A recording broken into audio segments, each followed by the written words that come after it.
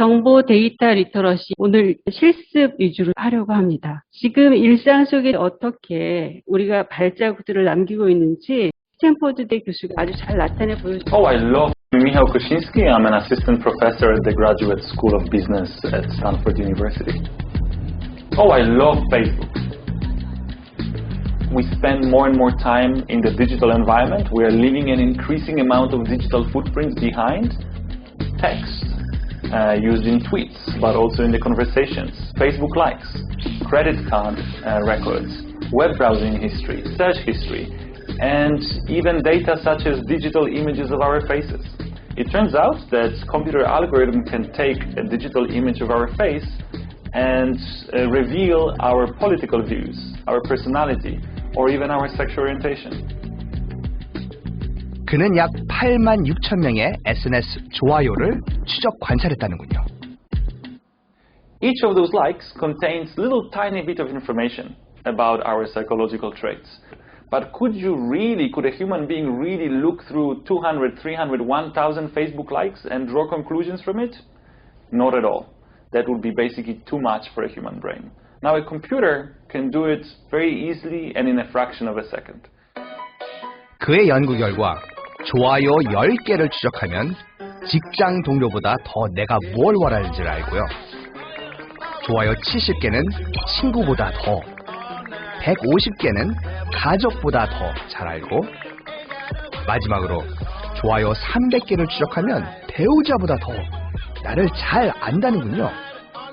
즉 SNS를 분석하면 속 마음을 읽을 수 있다는 겁니다. 같이 사는 남편이나 아내보다 더 정확하게 말이죠. 오, 놀라운데요? 정말요?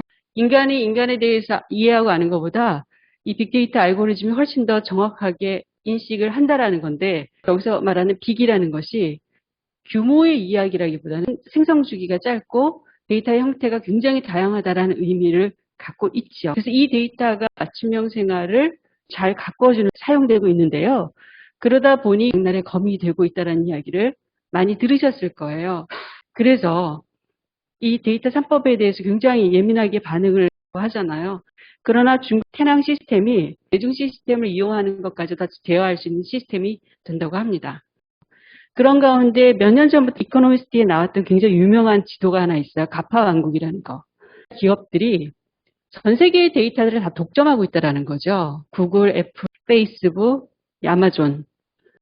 그런데 이 데이터를 모아서 본인들 기업도 공룡 기업으로 키우긴 했지만 우리에게 주나적인 혜택들이 많다라는 거예요. 그 한 예를 체험해 볼 텐데요. 모바일 앱으로만 가능해요. 그래서 화면을 미러링을 해드릴 텐데요. 보시면 빅데이터가 모았으니까 이런 체험들이 가능하고요. 구글 아트 앤 컬처라는 모바일 앱을 다운받아 보시면 박물관을 우리 집 서재에 이제 둘 수 있는 것도 있지만 놀라운 건 이게 매일 바뀝니다. 교회에서 컨텐츠들을 주세요라고 많이 얘기하시잖아요. 실험이라는 코너에 가보면 게이미피케이션을 이제 적용한 것들이 굉장히 많아졌더라고요. 영화를 협업으로 퍼즐 맞추게 하는 것도 있고 온몸으로 악기를 연주하는 것들도 있고요.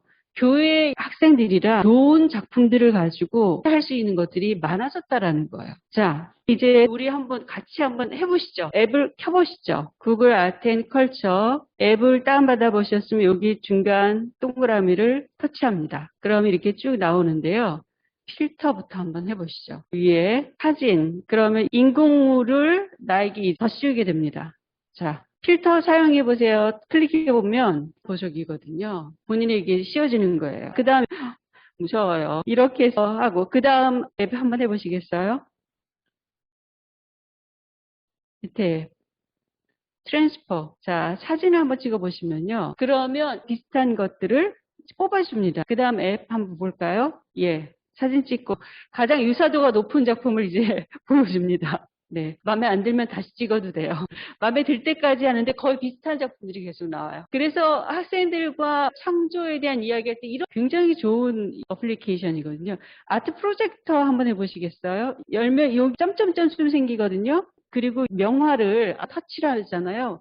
그럼 실제로 커집니다. 자, 터치해보세요. 커져서 우리 집 벽이 부착된 것처럼 이렇게 보여요. 엄청난 픽셀로 보입니다. 이런 것들을 다 하실 수 있다라는 거예요. 이렇게 디지털 발자국을 남겨서 데이터 독점한다라는 우려도 있지만 온 인류를 위해서 디지털 문화를 이루는 것들이 있다라는 거죠. 그래서 데이터의 흐름이 어떤지 우리 감시하는 거, 그리고 바르게 요구하는 거, 이런 것들이 굉장히 필요합니다. 그런데 이런 흐름 속에서 사람들이 굉장히 똑똑해지고 그럴 것 같지만 실제로는 그렇지 않다라는 얘기를 합니다. 지능정보 사회가 도래했지만 사람들이 실제보다 똑똑하진 않다라는 이야기를 해요. 정보의 확장에 지식의 편협함을 초래했다. 최근 발행되고 더 자주 인용되는 논문만 인용되는 것이 문제라는 거죠. 학자들 내에서도 그렇습니다. 어떤 게 이제 처음 많이 인용되잖아요. 그것만 인용하는 경향들이 있어요. 제가 우스갯소리를 한 이야기를 들으면 제 논문 중에 제가 자신 없게 쓴 논문이 있어요. 근데 그 사람들이 죄다 다운받았어요.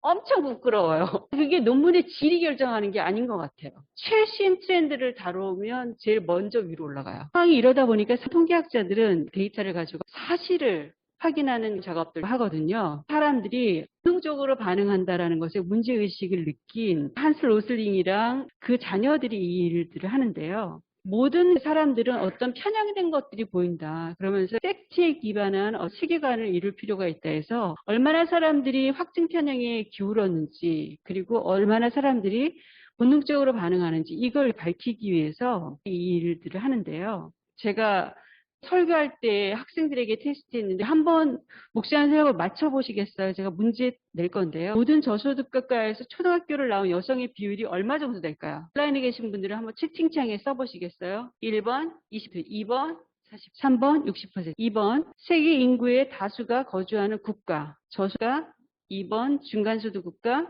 3번 고소득 국가. 자, 지난 20년간 세계 인구에서 극빈층 비율의 변화. 1번 거의 2배로 늘었다. 2번 거의 같다. 3번 절반으로 줄었다. 제가 이제 정답 얘기할 건데 몇 개 맞았는지 한번 세어보세요. 자, 다 맞았다. 본인은 책도 보시고 그때 풀기도 하셨고 다 맞으신 거죠? 재밌는 얘기 하시더라고요, 전사님들이. 이 책을 보셨대요. 이 책을 보고 제가 설교 시간에 이거를 실시간으로 물었거든요. 근데 이 문제에 또 틀렸다라는 거예요. 사람들이 계속해서 부정적으로 평가를 한다라는 거예요. 아직까지도 다수가 저소득가의 거다. 그리고 뭐 20년간 극비층의 비율은 거의 같다나 거의 2배로 늘었다. 막 이렇게 한다라는 거예요. 세상은 생각보다 계속 좋아지고 있는데 사람들의 인식은 지금 현재 체감하는 게 내가 별로 상황이 안 좋다 보니 세계는 계속 나빠지고 있구나. 이런 생각들이 많다라는 거예요. 그래서 항상 부정적인 본능들, 그리고 간격이 크다라는 본능들이 계속해서 발동한다라는 거예요. 자, 그야말로 팩트체크에 대해서 어떤 문제의식을 갖냐면 저널리즘의 영역이었어요. 그런데 이 문제가 전 세계의 난제 중에 난제가 되다 보니 우리나라도 서울대에서 장을 펼쳐놓은 거예요. 여기서 판단하진 않습니다. 그래서 주체는 각 언론사 정하고 독립적으로 취재한 파일들을 올리되 보시면 두 개의 언론사가 예를 들어서 대체로 거짓, 대체로 진실 이렇게 되잖아요. 그래서 바늘이 계속 흔들려요. 왜냐하면 정반대의 의견이기 때문에. 근데 두 개의 언론사가 공동으로 체크를 했는데 같아요. 그럼 딱 한 군데로 고정되어 있어요. 그래서 보실 때는 지금 출처가 한 군데잖아요. 약간의 의심을 가지고 보셔야 돼요.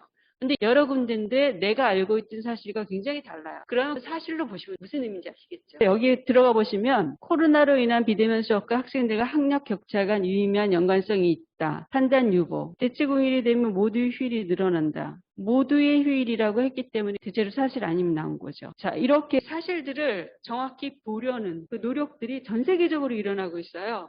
그리고 여러분들에게 소개해주고 싶은 게 소셜 데이터를 감성어로 분석하는 거 있어요. 지금 비대면 예배를 넣었을 때요. 최근 거 이렇게 넣었는데 이 기간을 늘리면 유료 사이트인데 최근 트렌드가 많이 들어있어요.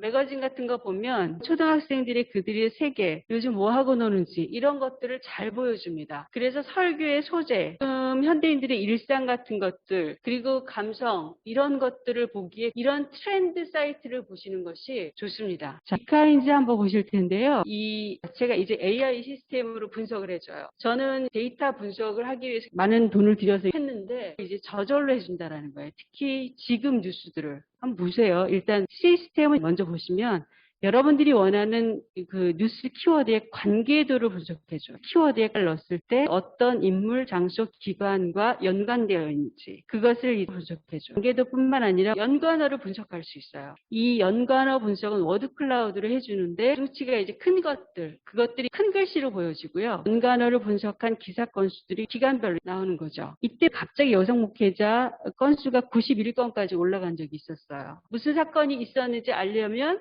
클릭해서 뉴스들을 다 다운받을 수 있어요. 자, 실제로 해볼게요. 뭘 검색해 볼까요? 상세 검색을 하셔야 되는데 일단 여기 분석 결과를 시각화 눌러보죠. 전체에서 관계도 분석을 누르시면 별로 안 나와요. 왜냐하면 가중치를 너무 높게 잡았기 때문에 별로 안 나와요. 낮게 해보면 관련된 것들이 나온다라는 거예요. 키워드 트렌드, 영역별, 세로 막대형 이렇게 볼 수 있고 일간으로 볼 수 있고 주간으로 볼 수 있고 월간으로 볼 수 있어요. 여기 보면 여러 가지 파일 형태로 다운로드 할 수 있어요.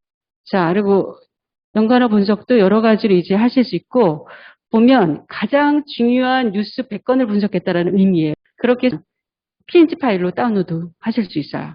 5분도 안 됐는데 여러분들이 쓰고 싶은 자료를 이제 분석해서 쓰실 수 있어요.